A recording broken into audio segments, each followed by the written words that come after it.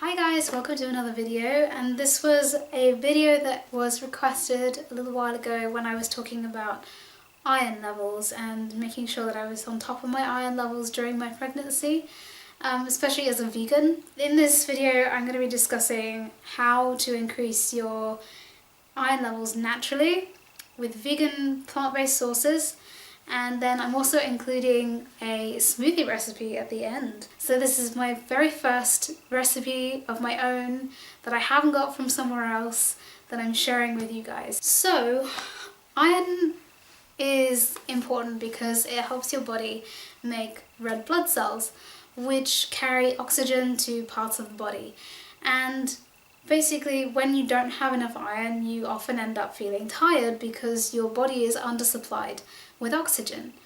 Iron is particularly more important for females because we tend to lose some during menstruation, and when we're pregnant, our baby takes what it needs, whether or not we have enough for ourselves. So it sounds like motherhood all over, basically. So it's really important for us to keep our iron levels up. You can end up being iron deficient, which can cause anemia. There's also a different kind of anemia which is caused by a B12 deficiency, so be careful with that one as well. But in this video I'm just going to be focusing on iron. Iron is available from many plant sources. Lots of people who aren't eating a plant-based diet will say that you can only really get it from things like red meat, in particular being high in iron. And it is true, you can get it from meat and it is high in iron, but when you're vegan, obviously that isn't an option. So what can you do instead? Mostly the answer lies in leafy greens, so kale, broccoli, cavolo nero, parsley, watercress, spinach are all great sources of iron. If you didn't fancy doing the leafy greens approach, which is what I have found with this pregnancy, I just really haven't felt like having many leafy greens, then you can choose for go for other things like beans and pulses. In particular, lentils are great. Tofu and soybeans, dried apricots, dates, chia seeds, molasses, nuts, seeds, and also cocoa, or specifically cacao, which is unrefined, unprocessed cocoa. So the basis of my smoothie that I'm going to be including at the end of this video is a cacao-based smoothie, so it has that kind of chocolatey flavour. So it's a really good alternative if you don't fancy doing the leafy greens thing, because not everyone likes green smoothies and not everyone feels like eating green vegetables, even though they're so good for you. Also other green things like chlorella and spirulina, in particular wheatgrass, stuff like that, also great sources of iron. But again, these are kind of like superfoods that some people might not feel like investing in straight away, or perhaps you just don't even really like them. I can't stand spirulina even though it's really good for you. When you're trying to increase your iron levels, you also need to combine these sources of iron with vitamin C, because vitamin C helps your body absorb the iron that you're putting into it. So quite often you'll find that a lot of these sources of iron, the plant sources, actually have vitamin C in them, especially the leafy greens. But not only that, just like the cacao and the dates and stuff, they also have vitamin C in them, and they will aid your body's absorption of iron. So you can have, like citrus fruits with meals, so like orange juice with your meals is good. Pineapple's good too.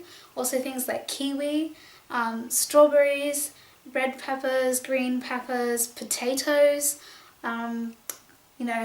broccoli, it's all good. As long as it's a whole food, it's great. There are a couple of things to avoid if you're trying to increase your iron levels, and number one would be dairy products. So if you're not vegan, if you're not trying to omit dairy, I would definitely suggest, in fact I would strongly recommend that you ditch dairy altogether. It is not helpful when it comes to absorbing iron. If you don't want to ditch it completely, like cold turkey, then definitely just try and avoid it around meal times, because it will inhibit your body's ability to absorb the iron from your food. And then lastly, Try to avoid black tea close to mealtimes. The tannins in black tea are another thing that can inhibit your body's ability to absorb the iron. So just like leave it at least half an hour either side of a meal before touching black tea. I know that in the UK we are all about having a cup of tea almost straight away after some kind of meal. So just, you know, exercise some control and caution there. Green tea and white tea are not so bad because they have lower levels of tannins. So, you know, drink those to your heart's content. Herbal teas are generally fine. So my smoothie that I've devised for this comprises of a few different things. Bananas provide you with fibre, they're simple carbs, so quick energy, potassium, vitamin C, and vitamin A, a little bit. The cacao, which is unprocessed cocoa, make sure that you get it like raw, unprocessed cacao, because that's going to be the best in terms of nutritional quality. Cacao provides you with sodium, potassium, it's 20% protein. Per 100 grams it will give you like 77% of your RDA of iron, which is just incredible, it's huge. And then it's also going to give you vitamin B6, which is great for your brain and like cognitive function, as well as a handful of other things, but B vitamins are something else altogether. And magnesium, which is another one that is really important for female health. Dates will give you B6, magnesium, iron, calcium, fibre and simple carbs, so quick energy. And then lastly, chia seed will give you a whole ton of omega-3 and 6, iron, magnesium and a huge amount of calcium in there as well, and they're also a really good source of amino acids and proteins basically, so they are awesome. So do stick around for the little bit at the end where I just put the smoothie together one morning and filmed it for you guys, and enjoy. Good morning everybody, and this is my recipe for an iron boosting smoothie. It's delicious, it's chocolatey, it's sweet, it's very good for you. I like to have it in the morning, but you could definitely have it any time of day just as a snack. It's very easy to whip up. So in the blender already I've got 300 milliliters of almond breeze milk.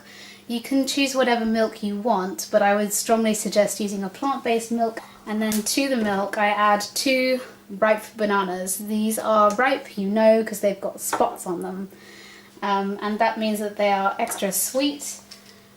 They're very good for you. They've got a lot of quick energy in them, which is nice for the morning. I only put 2 in mine, but you could definitely put 3. I like my smoothies to be quite liquid, sort of closer to a milkshake, I suppose. If you do choose to add more bananas, you might just want to tailor your sweetness a little bit more with the other ingredients. Next, 2 tablespoons of raw cacao powder. It has to be raw.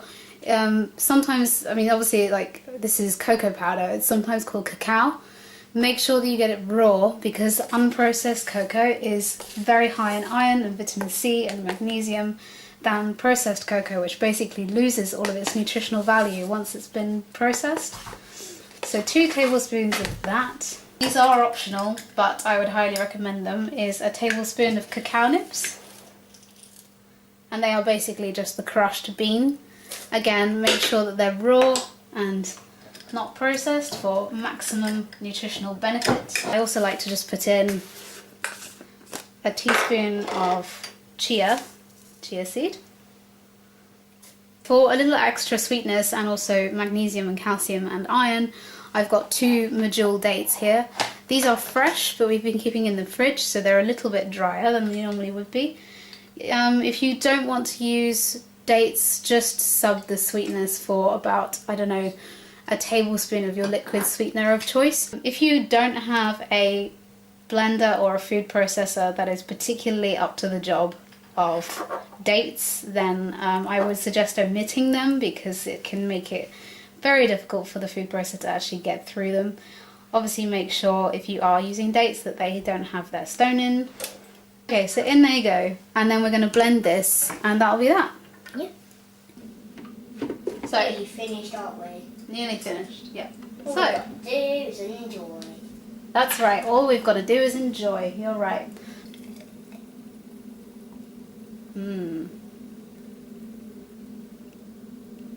few lumps of dates in there. And enjoy. Cheers! So I hope you enjoyed this video. If you liked it, give me a thumbs up. Let me know if there's anything else you want me to cover in a different video, you know, other nutrients. You know, let me know what you think in the comments, or whether you have any questions, just leave them below. And I will be back with another video really soon. Bye guys!